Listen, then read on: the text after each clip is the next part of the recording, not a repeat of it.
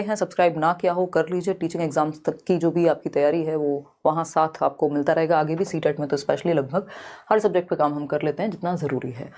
Telegram channel से आप notes download करेंगे, डिस्क्रिप्शन बॉक्स में आपको टेलीग्राम चैनल का लिंक मिल जाएगा। लेट्स लर्न स्क्वाड, हम लोग 6.5 लाख लोग जुड़े हुए हैं। किसी भी fake channel, fake website, fake course, fake कोई भी जगह अगर ऐसी है जो भी आपसे लेट्स लर्न के नाम पे या मेरे नाम पे वैसे मांगे, प्लीज़ उससे बच के रहिए। वो फ्रॉड होगा। या तो करियर विल पे कुछ कोर्सेज आते हैं या फिर फ्री मिलती हैं आपको चीज़ें लेट्स लर्न पे, दैट्स इट। इसके अलावा कोई भी अगर कुछ भी कहता है तो आपको उस चीज़ से दूर रहना है ना। बुक्स हैं वो अमेज़ॉन पे मिलेंगी या फ्लिपकार्ट पे मिलेंगी, बुक स्टोर पे मिलेंगी। ऐसा नहीं कि कोई आपको पर्सनली बेच दे, तो उस चीज़ से बच के रहना है। चलिए खैर आगे बढ़ते हैं आज की कहानी को। और अदर सब्जेक्ट के जो नोट्स हैं वो भी आपके पाइपलाइन में हैं, तो मिल जाएंगे आपको अगेन कल या परसों में ही। देखिएगा क्वेश्चन नंबर 1 मैथ्स पेडागोजी पे चल रहा, ठीक है। तो क्वेश्चन नंबर 1 देखिएगा एक बार। क्वेश्चन नंबर 1 देखिएगा और जवाब दीजिएगा। पोल में आप आंसर करेंगे। ओहो और 4-5 लोगों मिल गए आपको। देखिएगा क्वेश्चन नंबर 1 है child development is divided into. अब मुझे लगता है कि आपके 25 स्कोर हो जाने चाहिए। वो नोट्स अगर आप पढ़ रहे हैं मल्टीपल टाइम्स, 25 प्लस स्कोर कम से कम बोल रही हूँ मैं, 30 भी आएगा जिन लोगों ने थोड़ा सा और अच्छे से उसको समझ पा रहे हैं तो ठीक। क्वेश्चन नंबर 1 का आंसर आप लोग पोल में देंगे। पहला क्वेश्चन है child development is divided into which of the following domains, यानी जो बाल विकास है वो किन पक्षों में विभाजित किया गया है। पक्षों का मतलब यहाँ डोमेन्स की जगह टाइप्स भी लिख सकता था। वर्ड से खेला जाएगा पेपर में, वर्ड्स को देख करके कंफ्यूज नहीं होना है। तो सी ऑप्शन कह रहे हैं 36% लोग। बालक का विकास किन क्षेत्रों में बटा हुआ है? गामक, मनोवैज्ञानिक, संवेदनात्मक और सामाजिक, यानी motor, psychological, emotional and social. Psychological कोई पक्ष नहीं होता, सोशल होता है, इमोशनल होता है, मोटर भी होता है, लेकिन ये हट गया। फिजिकल, कॉग्निटिव, स्पिरिचुअल कोई पक्ष नहीं होता। Physical, cognitive, motor and social, हाँ ये चारों पक्ष हैं। फिर भी देखेंगे साइकोलॉजिकल, फिजियोलॉजिकल, साइकोलॉजिकल नहीं होता, फिजियोलॉजिकल को चलो आप फिजिकल मान लेंगे, सोशल एंड इमोशनल। तो यानी तीनों में ही कुछ ना कुछ एक बड़ी फंडामेंटल गड़बड़ है कि भाई आध्यात्मिक पक्ष हमने नहीं पढ़ा विकास में कुछ भी, है ना। विकास का आध्यात्मिक पक्ष हमने नहीं पढ़ा। अगर हम बात कर रहे हैं साइकोलॉजिकल पक्ष भी हमने नहीं पढ़ा, कॉग्निटिव से ही जुड़ जाएगा अगर कहीं एग्जिस्ट करेगा भी तो। दूसरा हमने क्या नहीं पढ़ा, अगेन ये साइकोलॉजिकल पक्ष नहीं पढ़ा। तो एक ही उत्तर यहाँ सही बचता है। जनरली हम पढ़ते हैं विकास के 4 प्रकार हैं। निमोनिक है PCSE, यानी physical, cognitive, social and emotional. ठीक है बात। तो ये जो 4 प्रकार है फिजिकल, कॉग्निटिव, सोशल और इमोशनल, इसमें हमें यहाँ फिजिकल मिल गया, कॉग्निटिव मिल गया, मोटर भी लेकिन है। मेजर प्रकार हैं वो 4 विकास के। इसका मतलब ये नहीं कि मोटर डेवलपमेंट या मॉरल डेवलपमेंट टाइप नहीं है, टाइप तो है ही। तो इन 4 ऑप्शंस में से बेस्ट ऑप्शन जो कि सही है वो सी ऑप्शन है। इस बात को आप जान लीजिए। एक बार 1 मिनट देखिए, इसको क्लियर करते हैं ताकि आप पेपर में कंफ्यूज ना हो। विकास के 4 पक्ष हैं जो मेजर टाइप्स हैं डेवलपमेंट के। जो मुख्य प्रकार हैं वो है मेजर डोमेन्स आपके डेवलपमेंट के 4। PCSE से मैंने आपको बताया हुआ है कि ये आपकी शॉर्ट फॉर्म या निमोनिक है, जो जिससे आप याद रख सकते हैं। PCS सबने सुना है। PCS में E और लगाना है, तो ये आपके 4 प्रकार बन जाते हैं। विकास के मुख्य प्रकार ये PCSE हैं। ठीक, इसको आप इस तरह से भी देख सकते हैं कि हमें पता है विकास के 4 प्रकार हैं, जिसमें हमको पता है फिजिकल है, और इनका क्रम भी ऐसे वर्क करता है। फिजिकल यानी शारीरिक, फिर C for cognitive, S for social और E फॉर इमोशनल। ठीक है जी। अब बाकी की भी टाइप आपने सुने हैं। आपने मोटर डेवलपमेंट भी सुना है, आपने मॉरल डेवलपमेंट भी सुना है ना। इमोशनल तो आ ही गया है यहाँ पे। तो ये कहाँ आएंगे? या लैंग्वेज डेवलपमेंट भी प्रकार है विकास का। तो वो सारे प्रकार हैं, बट मुख्य प्रकार 4 हैं। अदरवाइज तो ऐसे छोटे छोटे प्रकार फिर बहुत सारे हो जाएंगे। तो अगर हमें समझना है तो हम यहाँ ये समझेंगे कि फिजिकल डेवलपमेंट से ही जुड़ा हुआ होता है मोटर डेवलपमेंट, यानी आपके शारीरिक विकास से ही गत्यात्मक विकास जुड़ा हुआ है, जिसमें ग्रॉस और फाइन मोटर स्किल्स होती हैं। ये मैंने नोट्स में भी इसी तरह से बताया है। ठीक। कॉग्निटिव यानी संज्ञानात्मक, संज्ञान यानी आपके दिमाग से जुड़ी हुई जितनी भी चीजें हैं, सोचना, समझना, तर्क करना, यानी thinking, reasoning, problem solving, decision making, imagination, perception, attention, memory और सैकड़ों ऐसी ही चीजें। तो मेंटल स्किल्स, अब जो भी दिमाग से जुड़ा हुआ विकास है, और लैंग्वेज कहाँ है, वो भी दिमाग से ही जुड़ी हुई है भाई। तो लैंग्वेज का डेवलपमेंट भी किससे? संज्ञान से जुड़ गया। ठीक, तो मोटर डेवलपमेंट यहां आ गया, लैंग्वेज डेवलपमेंट यहां आ गया, सोशल से ही जुड़ा हुआ। मानिए सोसाइटी ही नहीं है, आप अकेले ही हैं, तो सब सही और सब गलत है, मतलब फिर सही गलत की हमें जरूरत नहीं पड़ेगी एक तरह से देखा जाए तो। मॉरल डेवलपमेंट, नैतिक विकास आपका सोशल से जुड़ा हुआ है। क्लियर है बात? इमोशनल डेवलपमेंट तो है ही अपने आप में।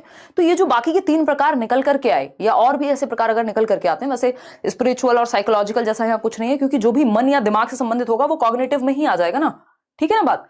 तो मोटर डेवलपमेंट एग्जिस्ट करता है, लैंग्वेज डेवलपमेंट एग्जिस्ट करता है, और मॉरल डेवलपमेंट एग्जिस्ट करता है, लेकिन स्पिरिचुअल डेवलपमेंट जैसा कुछ नहीं है। ये आप लिख सकते हैं, ये आपको कंफ्यूज करने के लिए हमेशा से दिया जाता रहा है। स्पिरिचुअल डेवलपमेंट जैसा कुछ नहीं है, विकास के प्रकार में नहीं आता, ये होता होगा या होता है अगर हम कहें।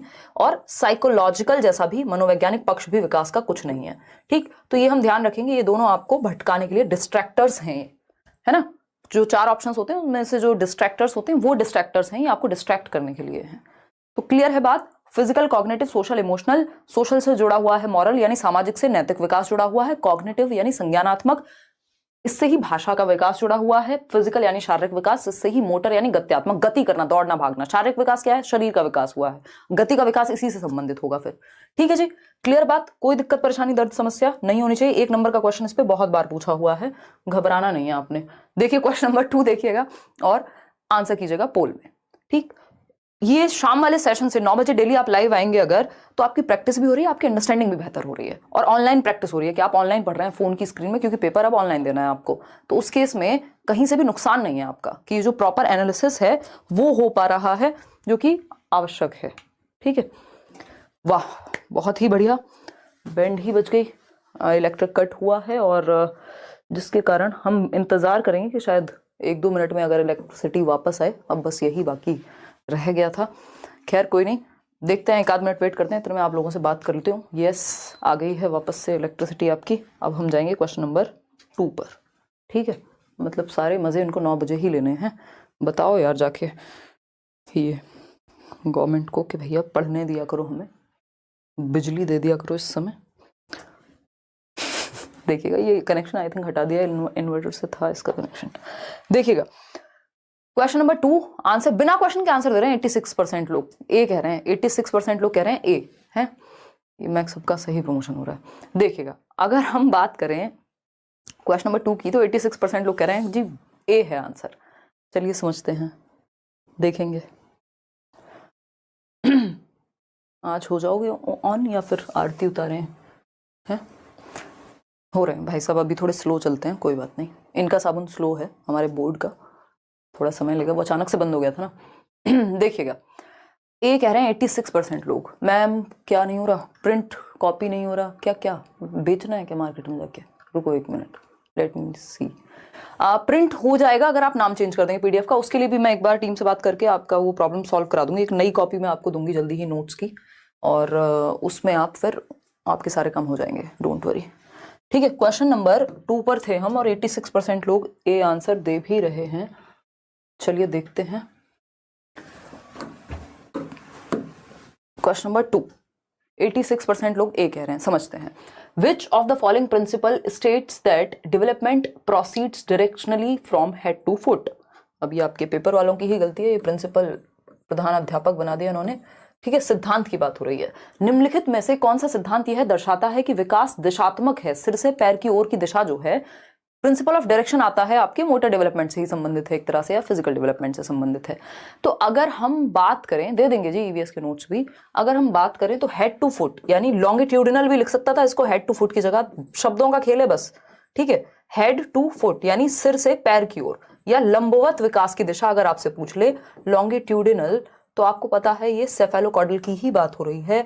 सेफेल मतलब खोपड़ी, हेड, कॉर्डल मतलब नीचे, कॉर्ड से नीचे जाते हुए। तो सिरोध पदोन्मुखी इसको हम कहते हैं, शीर्षगामी भी कह देते हैं, head to foot.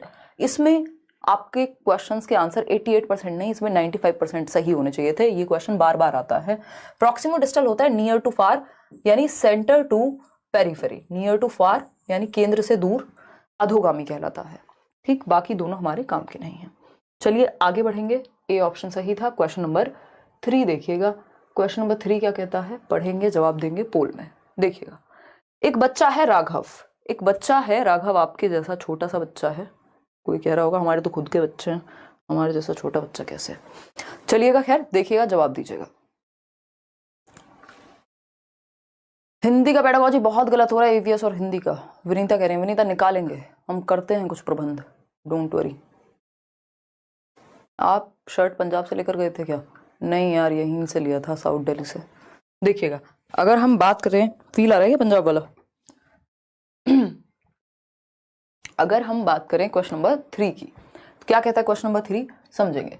As an infant Raghav, यानी एक इन्फेंट है, दूध पीता बच्चा है, या फिर हम कहेंगे जन्म से 2 वर्ष की उम्र का बच्चा है, Raghav was deprived of personal affection, यानी बच्चा जब छोटा था तो उसको प्यार नहीं मिला, घर वालों ने एकदम दिल से नहीं लगाया, ठीक। कई लोगों को अपनी कहानी याद आ गई होगी। इन हिज लेट चाइल्डहुड, जब उसका लेटर चाइल्डहुड 6 से 12 वर्ष का समय आया, जब वो बड़ा हुआ थोड़ा, he found considerate teachers. Considerate मतलब चिंतनशील, जो आपके लिए चिंता करें, जो आपका ध्यान रखें, जो आपकी केयर करें, तो ऐसे टीचर्स उसको मिले।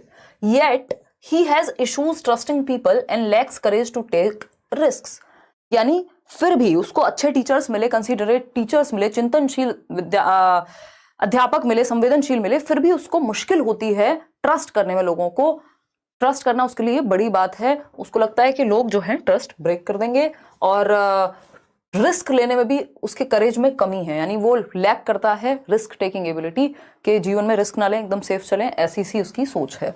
विच issue of development aptly describe Raghav's case. जिन लोगों ने एरिक्सन पढ़ा है हमारे साथ, उनको पता है कि एरिक्सन की ये कौन सी कहानी है। बचपन से ही ट्रस्ट वर्सेस मिसट्रस्ट की जो स्टेज है वो आगे फॉलो कर रही है, प्रिवेलेंट हो जाती है। क्यों? क्योंकि बचपन में ही अगर आपको वो प्यार, वो कदर नहीं मिली, तो बाद में आप भी किसी पे ट्रस्ट करना मुश्किल हो जाता है आपके लिए भी, है ना।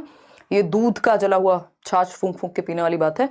टीए ट्यूटोरियल, चलिए ठीक है, बताइए एक बार फटाफट से। सी ऑप्शन कह रहे हैं 49% लोग। मतलब राघव जो कि एक जब शिशु था, उसे माता पिता ने स्नेह से वंचित रखा, और बच्चे को प्यार चाहिए होता है। बाल्यावस्था, उसको लव वॉमिथ सब चाहिए। बाल्यावस्था के आगे के चरण में उसे संवेदनशील अध्यापक तो मिले, फिर भी उसे लोगों पर विश्वास करने में और जोखिम लेने में दिक्कत होती है। तो ये कौन सा सिद्धांत है डेवलपमेंट का, या कौन सा इशू है ये? कॉन्टिन्यूटी और डिसकॉन्टिन्यूटी, निरंतरता और अनिरंतरता का मुद्दा है पियाजे और वाइगोस्की वाला। पियाजे कहते हैं डिसकॉन्टिन्यूअस है डेवलपमेंट, क्योंकि स्टेजेस में ब्रेक हो करके चलेगा, और वाइगोस्की कह रहे हैं कॉन्टिन्यूअस है। तो कुछ मनोवैज्ञानिक ये मानते हैं विकास सतत होता है, कुछ मानते हैं असतत होता है या कॉन्टिन्यूअस नहीं होता। तो ये वो वाली तो बात ही नहीं चल रही यहाँ पे कि कॉन्टिन्यूअस है कि नहीं है। फिर आता है अर्ली लेटर एक्सपीरियंस इशूज। ये बात यहां सही लग रही है कि आरंभिक और बाद के अनुभवों का मुद्दा, ये भी अपने आप में मनोविज्ञान में एक डिबेट है कि कुछ लोग ये मानते हैं कि जो शुरुआत के साल हैं आपके जीवन के, वो डेवलपमेंट के लिए ज्यादा महत्वपूर्ण है, या ज्यादातर लोग ये मानते हैं, कुछ कहते हैं बाद वाले ज्यादा महत्वपूर्ण है। तो ये कौन सा इशू है? अर्ली और लेटर एक्सपीरियंसेस का, कि बाद में अच्छे एक्सपीरियंसेस मिल भी रहे हैं तब भी उसको ट्रस्ट करने में दिक्कत हो रही है, क्योंकि अर्ली एक्सपीरियंसेस उसकी लाइफ के खराब रहे हैं। तो ये अपने आप में एक मुद्दा है जिसकी बात यहाँ हो रही है। नेचर नर्चर इशू ये नहीं है, आंख बंद करके नेचर नर्चर इशू प्लीज ना लगाएं, इसमें हेरिडिटी की कहीं बात भी नहीं हुई है। माँ बाप में ट्रस्ट इशू था, ये नहीं है बात है माँ बाप ने प्यार नहीं दिया, वो एनवायरमेंट का खेल है। वो जो लव और केयर है वो एनवायरमेंट से मिलनी थी, माँ बाप जेनेटिक्स में लेकर के नहीं घूम रहे थे, है ना। तो वो वाला खेल नहीं है यहाँ। यूनिफॉर्मिटी और इंडिविजुअलिटी, ये भी एक बहस है। नेचर नर्चर बहस होती है कि हेरिडिटी ज्यादा इंपॉर्टेंट है कि एनवायरमेंट नर्चर, तो वो भी यहाँ नहीं है। यूनिफॉर्मिटी और इंडिविजुअलिटी होती है कि सबके लिए एक जैसा है, और इंडिविजुअलिटी होती है कि नहीं, इंडिविजुअल डिफरेंसेस होते हैं, तो ये भी एक बहस है। तो यहाँ जो सही उत्तर है वो बी ऑप्शन है, कि आपके जो शुरुआत के एक्सपीरियंसेस हैं, अर्ली और लेटर लाइफ एक्सपीरियंसेस में से दोनों में से कौन महत्वपूर्ण है, ये अपने आप में एक इशू है मनोविज्ञान में। ठीक है, कृपा करके इसको सी मुद्दा ना बनाएं, बिल्कुल भी सी आंसर इसका नहीं हो सकता, क्योंकि ना तो यहाँ हेरिडिटी की दूर दूर तक बात हुई है, और ना ही ऐसा कहा गया है कि कौन जरूरी है। ठीक है, नहीं तो मुद्दा ही एनवायरमेंट का था, तो नेचर तो यहाँ थी ही नहीं डिबेट में। ठीक है, तो B option is the right answer. ऐसी गड़बड़ नहीं करनी है। क्वेश्चन नंबर 3 देखिएगा, क्या पूछता है question number 3। The play that facilitates children to understand others thoughts, beliefs and feelings, यानी वह खेल जो बच्चों को दूसरों के विचारों, विश्वासों और भावनाओं को समझने में मदद करे। यानी कुछ टाइप्स ऑफ प्ले होते हैं, ठीक है, नहीं कोई दिक्कत नहीं गोविंद। अगर हम बात करें, कुछ टाइप्स ऑफ प्ले होते हैं। स्मार्ट वॉच दिखा दीजिए और कंपनी बता दीजिए, और बेच भी दें तनु है, लिंक भी दे दें डिस्क्रिप्शन में। पेपर आ रहा है, पढ़ लो यार, हैं क्या करोगे इन बातों को, रखा है क्या है इनमें। ठीक, ये सब ब्लॉग्स में दिखाते हैं हम, आप जाकर के देख सकते हैं, बस बेचते नहीं है। देखिएगा, अगर हम बात करें, आएगा इस पे ब्लॉग पेंडिंग है। अगर हम बात करें तो वह खेल जो बच्चों को दूसरों के विचारों, विश्वासों और भावनाओं को समझने में सहायक होता है क्या कहलाता है? अब ए ऑप्शन कह रहे हैं 71% लोग। देखिए ये एक छोटी सी ट्रिक मान लीजिए आपके पेपर में 99% जो है अगर प्ले से क्वेश्चन आता है तो वो मेक बिलीव प्ले ही होगा, क्योंकि प्याजे इसी को इंपॉर्टेंस ज्यादा दे रहे हैं। अदरवाइज टाइप्स ऑफ प्ले पे अलग से क्वेश्चन आपका नहीं आता, मेक बिलीव प्ले के अराउंड ही घूमता है। कल्पनाशीलता वाला खेल ये प्रिटेंड प्ले का हिस्सा है। प्रिटेंड प्ले क्या होता है? यानी आप दिखा रहे हैं कि डॉक्टर खेल रहे हैं, है ना, आप कोई सिपाही पुलिस क्या क्या बोल रही हूँ मैं, पुलिस चोर, मेरे दिमाग में उल्टा ही चल रहा है, मैंने पुलिस को पुलिस बना दिया, पुलिस चोर खेल रहे हैं, ठीक। और इस तरह अगर डॉक्टर खेल रहे हैं, किचन सेट ला करके बच्चे घर में, कोई मम्मी बनने की एक्टिंग कर रहा है, कोई कुछ खाना बना के दे रहा है वो छोटे छोटे बर्तनों में, ठीक। तो ये क्या है? मेक बिलीव प्ले है।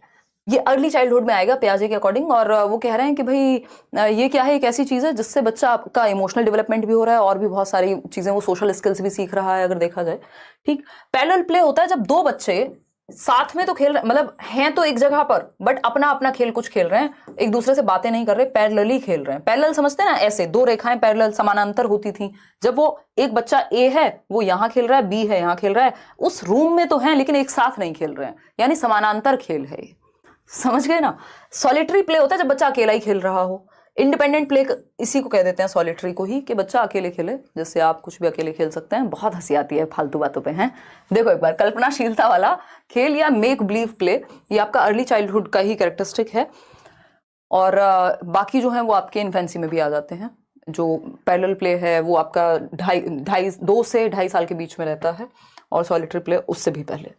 तो make believe play is the right answer यहाँ। क्वेश्चन नंबर 5 देखिएगा, क्वेश्चन नंबर 5 देखिएगा और जवाब दीजिएगा। पढ़िए, आराम से चलेंगे, डिस्कशन करना बहुत ज़रूरी है, नहीं तो आप पेपर में फंस जाएंगे। एक एक ऑप्शन आपको समझ में आएगा तो अच्छा रहेगा। मैराथन कब से होंगी? कल एक बार हम नेशनल एजुकेशन पॉलिसी के क्वेश्चंस करने वाले हैं 9 बजे, आप लोग एकदम तैयार रहिएगा। और अगर आप कहेंगे मैं थोड़ा और पहले भी ले सकती हूँ सेशन, 9 की जगह 8 या 8:30 भी कर सकते हैं, हो सकता है कल 8:30 सेशन लगे, एक बार देख लीजिएगा टेलीग्राम पे। बट हाँ, कल हम नेशनल एजुकेशन पॉलिसी के सारे क्वेश्चंस करेंगे, तो लंबा सेशन हो सकता है थोड़ा, ऐसा कुछ 2 घंटे का 1.5 घंटे का, जितनी भी देर लगेगी। 40-50 क्वेश्चन हैं जो हमें करने हैं, जो ज़रूरी हैं नेशनल एजुकेशन पॉलिसी को, नई शिक्षा नीति को लेकर के। फिर उसके बाद मैराथन्स हम होपफुली परसों से शुरू कर देंगे, या मतलब सेशंस जिनमें हम कंटेंट कर रहे होंगे, ठीक है जी। चलिए, अगर हम बात करते हैं किसकी, इस क्वेश्चन की, 59% लोग डी उत्तर दे रहे हैं। क्वेश्चन नंबर 5 है, eight which stage of moral reasoning in Lawrence Kohlberg, यानी लॉरेंस कोहलबर्ग की थियरी की अगर हम बात करें तो कौन सा लेवल है रीजनिंग का, तर्क का। Do children believe that rules must be enforced in the same manner for everyone and each individual must obey them as his personal duty, यानी सभी के लिए रूल्स एक जैसे होने चाहिए, नियम सबके लिए एक समान होने चाहिए, और हर किसी की ये ड्यूटी है कि वो नियमों का पालन करे, क्योंकि एक व्यक्ति नियमों का पालन नहीं करेगा तो कोई नहीं करेगा। एक रेड लाइट तोड़ेगा तो उसके पीछे सब रेड लाइट जंप कर देंगे। कौन सा लेवल है? लॉ एंड ऑर्डर का। Rules are rigid no matter what, किसी की जान भी बचानी तब भी ये कहेगा नहीं, रूल फॉलो करना पड़ेगा। तो ये कौन सा लेवल है? 4th स्टेज है, social order maintaining orientation, law and order भी कह देते हैं इसको, लॉ एंड ऑर्डर मेंटेनिंग या लॉ एंड ऑर्डर ओरिएंटेशन, ठीक है। ये 4th स्टेज है आपकी। और 2nd लेवल है कन्वेंशनल, पारंपरिक स्तर की, ठीक। इंस्ट्रूमेंटल पर्पस ओरिएंटेशन होता है, ये 2nd स्टेज है, टिट फॉर टैट, जैसे को तैसा, है ना, बच्चे ने पेंसिल तोड़ दी, मैंने उसका टिफिन खा लिया, ये वाली लड़ाइयां यहाँ होती हैं। पनिशमेंट एंड ओबीडियंस तो फर्स्ट ही है, गुड बाय गुड गर्ल जो है आपका वो 3rd है। अच्छा लड़का अच्छी लड़की तारीफ सुनने के लिए करेगा, ये सब नोट्स में गिवन है, एक बार पढ़ जरूर लीजिएगा। D option is the right answer. आगे बढ़ेंगे क्वेश्चन नंबर 6 पर, देखिएगा एक बार, क्वेश्चन नंबर 6 पढ़िए और जवाब दीजिए। क्या कहता है question number 6? Pointing out to the level of the lemonade in her taller but thinner glass, Sara teases her sister that their father has given her more lemonade, यानी नींबू पानी पी रही हैं 2 बच्चियां। सारा जो है वो अपनी सिस्टर से कहती है कि मेरे ग्लास में जो है पानी वो ज्यादा है, हालांकि सारा का जो ग्लास है वो पतला और लंबा है, और वहीं जो दूसरी उसकी सिस्टर है वहां पर उसका ग्लास थोड़ा चौड़ा होगा, लेकिन दोनों में क्वांटिटी सेम है, ठीक। क्योंकि सारा को क्या लग रहा है कि ये जो मेरे वाला ग्लास है ये पतला और लंबा है, और जो उसकी सिस्टर है उसका ग्लास छोटा दिख रहा होगा बट चौड़ा होगा, लेकिन सारा कह रही नहीं, मेरे ही ग्लास में, ग्लास ए में ही पानी ज्यादा है, क्योंकि मुझे पापा ने ज्यादा पानी दिया है, पापा मेरे से ज्यादा प्यार करते हैं या मम्मी मेरे से ज्यादा प्यार करती हैं, और तुमसे कम करती हैं क्योंकि तुमको कम दिया है। अब ये जो बच्ची है उसकी जो सिस्टर है डज नॉट रिस्पॉन्ड, इसने कोई प्रतिक्रिया नहीं दी, कि हाँ पता है पागल है तो है ना, मन में सोचा हाँ पापा मेरे सामने ही दोनों ग्लासेस में, मेरे वाले ग्लास से ही तेरे वाले ग्लास में नींबू पानी डाला था, बराबर ही है, जितना मेरे ग्लास में था वही मिला है तेरे को। तो वो कह रही है हाँ मेरे को कोई दिक्कत नहीं है, कोई ज्यादा वादा नहीं है। इसका मतलब क्या हुआ, क्वेश्चन क्या पूछा है वो समझना यहाँ बहुत जरूरी है। हम सीधा एंड पे आ जाते हैं कि पूछ क्या रहे हो भाई। सारा knew that both glasses continued equal amount of water, given this context सारा एग्जिबिट्स। अपने लंबे मगर कम चौड़े ग्लास में नींबू पानी के स्तर की ओर इशारा करते हुए सारा अपनी बहन को चिढ़ाती है कि उनके पिताजी ने उनसे ज्यादा नींबू पानी लिया है, उसे ज्यादा नींबू पानी दिया है। उसकी बहन किसी भी तरह की प्रतिक्रिया नहीं देती क्योंकि उसने अपने पिता को उसके ग्लास से सारा के ग्लास में नींबू पानी डालते हुए देखा है। अब ये बच्ची सारा जो है ये वही है जो कह रही है कि मेरे ग्लास में पानी ज्यादा है। इसका मतलब इसमें अभी कंजर्वेशन नहीं आया, अभी रिवर्सिबिलिटी नहीं आई, अभी डिसेंट्रेशन नहीं आया, विकेंद्रीकरण नहीं कर पा रही। सेंटर्ड है इसका थॉट। कहां सेंटर्ड है, ग्लास की हाइट पर। वो बाकी प्रॉपर्टीज देख ही नहीं पा रही कि उसकी चौड़ाई कितनी है, दूसरे ग्लास की लंबाई कितनी है, उसमें क्वांटिटी कितनी है। तो वो सेंट्रेशन है, विकेंद्रीकरण नहीं हुआ, अभी केंद्रीकरण है। ठीक है, इसको कॉन्सेंट्रेशन के नाम से भी एक बार इसको दे दिया था ऑप्शन में, तो जरूरी है इसको देख के भटकना ही नहीं है। ये केंद्रीकरण की प्रॉब्लम है जो सारा एग्जिबिट कर रही है कि वो रिवर्स नहीं कर पा रही। उसका दिमाग ये नहीं जा रहा कि ये जो रिमोट है, अब कोई कहे कि ये तो व्हाइट कलर यही होता है यही होता है, इसकी बाकी प्रॉपर्टीज ना देख पाए कि क्या कर सकता है, इसका कलर कौन सा है या इसकी जो डायमेंशन है, बस कलर पे फोकस है। ये नहीं देख रहे क्या शेप है इसकी, क्या मटेरियल यूज हुआ है। तो मतलब सारा सेंटर्ड है इस कलर पर, है ना। डिसेंटर नहीं कर पा रही कि बाकी और क्या इसकी प्रॉपर्टीज हैं, बाकी और क्या विशेषताएं हैं। ठीक, एनिमेशन जैसा कुछ ये है नहीं, ये एनिमेशन नहीं, कुछ और एनिमिज्म होना चाहिए था इसको। जीववाद के जब बच्चा निर्जीव चीज को भी सजीव समझता है। सीरिएशन है, सीरीज में लगा पाए, बढ़ते और घटते क्रम में, असेंडिंग डिसेंडिंग ऑर्डर में। क्लास इंक्लूजन अगेन आपका फिर हेल्प करेगा कंजर्वेशन में ही। ठीक, वो जो क्लासिफिकेशन होता है उसको कह रहे हैं। तो A option is the right answer. Question number 7 देखिएगा एक बार और समझिएगा।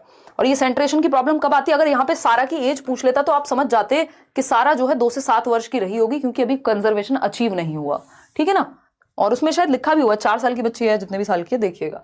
अकॉर्डिंग टू प्याजे के अनुसार during which period of development, किस अवस्था में विकास की, does the child begin to use symbols. ये बहुत अच्छा क्वेश्चन है। यूज सिंबल्स यानी किस उम्र में बच्चा सिंबल्स का प्रयोग करना, प्रतीकों का इस्तेमाल करना शुरू कर देगा। To represent objects and logical reasoning emerges. ये वर्ड ध्यान से पढ़िएगा, नहीं तो इस लॉजिकल रीजनिंग में कई लोगों का नंबर चला जाएगा, कई लोग इसका आंसर कुछ और कर देंगे। ठीक है ना, क्वेश्चन को पूरा पढ़ के समझना है। सिर्फ कीवर्ड्स आपको हेल्प करते हैं, लेकिन कई बार आपको पूरा समझ के बिना समझ में नहीं आएगा। वो कीवर्ड्स आपको डुबवा भी सकते हैं अगर आप उनको सही से यूज करना नहीं जानते तो, है ना। कीवर्ड्स जो है, हम पॉजिटिव नेगेटिव वर्ड्स बहुत बार याद कर लेते हैं पेडागोजी में, वो सिर्फ याद करने से नहीं चलेगा जब तक आपने उस तरह के क्वेश्चन सॉल्व ना किए हो, नहीं तो वो हमें हमारी नैया पार नहीं कराएंगे। टूल की तरह है कीवर्ड्स या पॉजिटिव नेगेटिव वर्ड्स, आपको यूज करने आना चाहिए, अदरवाइज वही वर्ड आपका आंसर गलत भी करा सकता है जिसको आपने नेगेटिव मान रखा होगा। तो प्याजे के अनुसार विकास के किस काल में बालक वस्तुओं के लिए प्रतीकों का इस्तेमाल, यानी अब उसको पता है पेन, अब मुझे पता है ये पेन नहीं है, लेकिन मान लिया रॉकेट है, खैर ये, बट आपके लिए पेन है। ए फॉर एप्पल होता है, यानी वो भाषा समझने लगेगा, प्रतीकों का इस्तेमाल करने लगेगा। जैसे रेड लाइट पे आपको पता है जब इस तरह का सिंबल है तो सीधे जाना है आपको। अगर आपको पता है टर्न लेना क्या है, वर्जित है, तो आप सिंबल से समझ पा रहे हैं। तो A for apple, B for ball समझने लग गया, मतलब अब वो लैंग्वेज को, सिंबल्स को समझने लग गया है। ठीक है जी मैम, नोट्स प्रिंट हो पा रहा है, फिर तो कोई दिक्कत ही नहीं है। रो बैलेंस सारी है ना, नहीं हो पा रहा कह रहे हो, हो पा रहा कह रहे हो, बता दो एक बार। Mister Tariq, ma'am big fan of you, please English अच्छे से करवा दो, इंग्लिश आपसे पढ़ा हूँ, देखता हूँ, ईवीएस, ये दोनों प्लीज अच्छे से करा दो। मैं अलग अलग से सेशन ले लूंगी, डोंट वरी, और कुछ कुछ क्वेश्चंस एक साथ करा दूंगी, जैसे 50-100 क्वेश्चन एक साथ कर लिए, इंग्लिश के, मैथ्स के, हिंदी के, सीडीपी तो हम कर ही रहे हैं रातों दिन, देखिएगा, और टॉपिक्स भी कर लेंगे। अब आप लोग बी ऑप्शन कह रहे हैं 44% लोग, जो कि गलत है आंसर। यही मैं बोल रही थी, अगर ध्यान सिर्फ कीवर्ड पे लगा दिया कि लॉजिकल रीजनिंग कौन सी है तो गड़बड़ हो जाएगी, है ना। और किसी की कोई इच्छा है आंसर करने की, देखूं इसमें कितने लोग सही दे रहे हैं। 40% लोग सही उत्तर दे पा रहे हैं, बाकी सब गलत दे रहे हैं। देखिएगा, पोस्ट ऑपरेशनल जैसा कुछ होता नहीं है प्याजे की स्टेजेस में। फॉर्मल ऑपरेशनल में तो भाई एब्स्ट्रैक्ट थिंकिंग आ जाएगी, अमूर्त चिंतन, ये दोनों हट गए आसानी से। अब कंफ्यूजन बचती है पूर्व संक्रियात्मक 2 से 7 वर्ष में और 7 से 11 में। ठीक, अब ध्यान से पढ़िएगा, विकास का किस काल में वस्तुओं के लिए प्रतीकों का प्रयोग। अब हमें पता है सिंबॉलिक जो स्टेज है वो प्री ऑपरेशनल है 100%। ठीक बात है, उस हिसाब से आंसर यही हो जाना चाहिए, लेकिन आप लोग फंसे हैं इस लाइन में, इस्तेमाल करने लगते हैं और तार्किक मानसिक समझ उभरने लगती है। ये नहीं कहा है कि आ चुका है तार्किक चिंतन, उभरने लगती है, एमर्ज होने लगती है। उभरनी तो शुरू हो जाएगी, या 7 साल का हुआ अचानक से एक दिन प्रकट हो गई आपकी तार्किक चिंतन जो है ना, तो उभरनी शुरू तो पहले से हो जाएगी या नहीं? तो कुछ चीजें ऐसी हैं इन स्टेजेस में, मान लीजिए ऑब्जेक्ट परमानेंस कई बार आपको प्री ऑपरेशनल में भी देगा, और होता वो किसकी विशेषता है? सेंसरी मोटर की। तो ऐसा नहीं है ना कि एक दिन बच्चा 2 साल का हुआ और अचानक से अब पीछे की सारी विशेषताएं चली गई। धीरे धीरे प्रोसेस में चल रही होती है ना कुछ चीजें, बस फर्क इतना है कि हमने किसी स्टेज के कैरेक्टरिस्टिक को बांट दिया है किसी और के साथ, किस स्टेज में ये होगा। तो यहां पे सिंपल जो आंसर है वो प्री ऑपरेशनल है। कॉन्क्रीट ऑपरेशनल इसलिए नहीं होगा क्योंकि अभी एमर्ज होना शुरू हुआ है, उभरना शुरू हुआ है तार्किक चिंतन। मुख्य जो यहां पे चीज पूछी है वो है सिंबल्स का यूज करना। तार्किक चिंतन आ नहीं गया है। अगर पूछा होता कि भैया कॉन्क्रीट लॉजिक किस स्टेज में आता है, तो आपको पता है कॉन्क्रीट ऑपरेशनल में आता है, या जो लॉजिक है वो सबसे पहले कॉन्क्रीट ऑपरेशनल में आएगा, इंडक्टिव रीजनिंग आ जाएगी, जिसको हम आगमनात्मक तर्क कहते हैं। डिडक्टिव कहां आएगा? तो वो यहां आएगा। या एब्स्ट्रैक्ट थिंकिंग कहां आएगी? एब्स्ट्रैक्ट लॉजिक कहां आएगा? फॉर्मल में।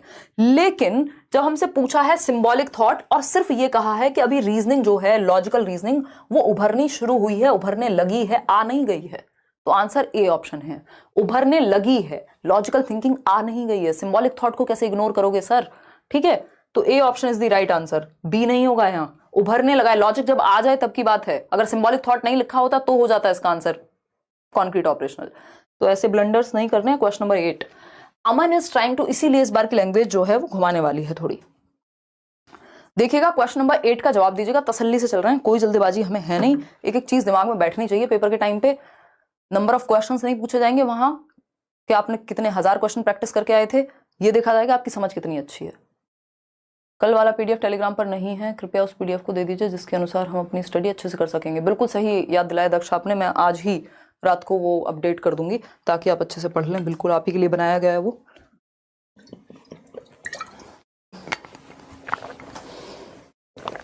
देखिएगा एक बार, अगर हम बात करते हैं किसकी, हम 30,000 लोग जुड़े हुए हैं, सिर्फ 10,000 लोगों ने लाइक किया है आज। भूल जाते हैं आप लोग, अगर मैं भूल जाऊं लाइक शेयर कहना तो, मतलब कुछ लोग, कुछ तो ऐसे हैं जो पहले से ही लाइक कर देते हैं, मतलब कुछ क्या 1/3 10,000 लोगों ने अगर लाइक किया तो लाइक शेयर करते रहिए, खुशी खुशी एनर्जी बनी रहती है, अच्छा लगता है।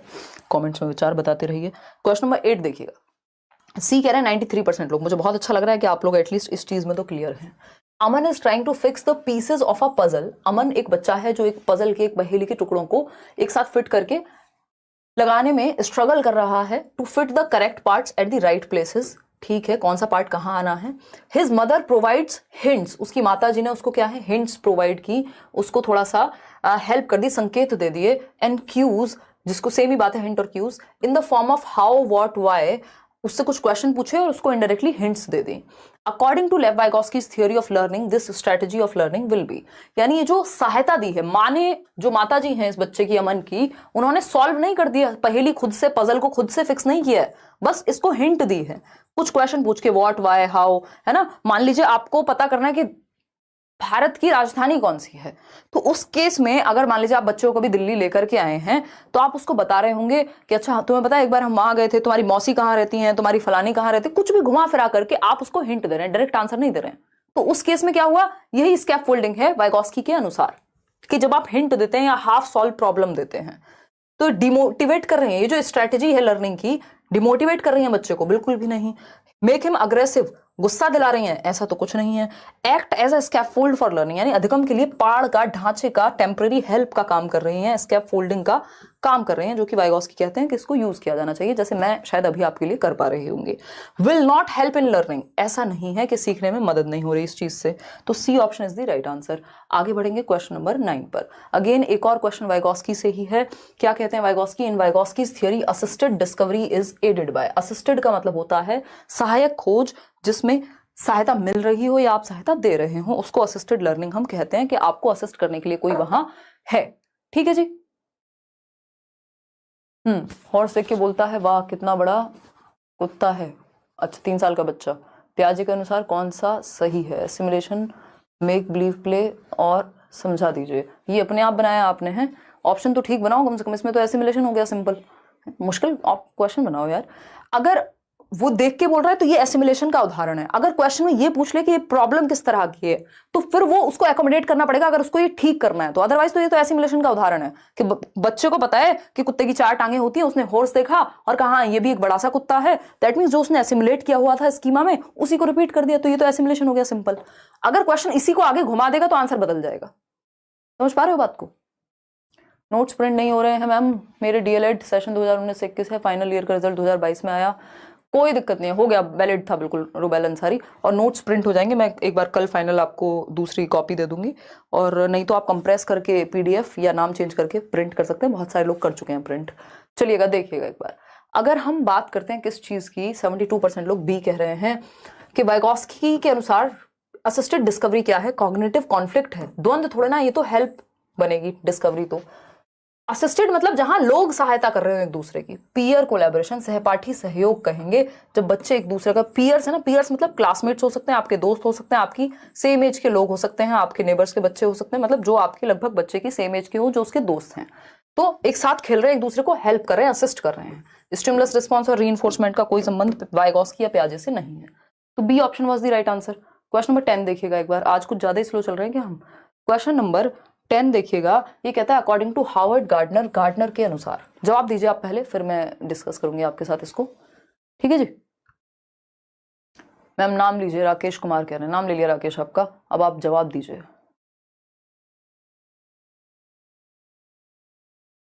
आपका all career will plus YouTube class attend कर रही हूँ, इतना काफ़ी है WTET क्वालिफाई करने के लिए, बंगाली पेडागोजी के लिए कुछ PDF दीजिए। यार बंगाली मेरे को खुद नहीं आती, मैं आपसे सीखना चाहूँगी कैनवस, और बाकी हाँ CDP आपका निकल जाएगा अगर आप वहाँ पर पेडागोजी स्पेशल में भी हैं, और ये वाले नोट्स भी इवन हेल्प करेंगे। मैंने थोड़ा सा देखा है, शायद सिलेबस पूरा नहीं देखा है, बट हाँ इनफ हो जाएगा। अगर कोई एक्स्ट्रा टॉपिक है तो वो आप पढ़ सकते हैं, बाकी पेडागोजी स्पेशल में तो ज़्यादातर टॉपिक्स कवर हो ही जाते हैं देश भर के सभी एग्जाम को लेकर के। देखिएगा, चलिए लाइक शेयर करिए खुशी खुशी से हैं, और ये वो मैं वैसे वाली बातें कर रही हूँ है ना, कि जोर से बोलो जय माता दी नहीं करते लोग। देखो एक बार, अगर हम बात करें क्वेश्चन नंबर 10 की, हावर्ड गार्डनर की थियरी के अनुसार, जो कि मल्टीपल इंटेलिजेंस उनकी थियरी है, which of the following terms is applied to the ability to perceive the visual words,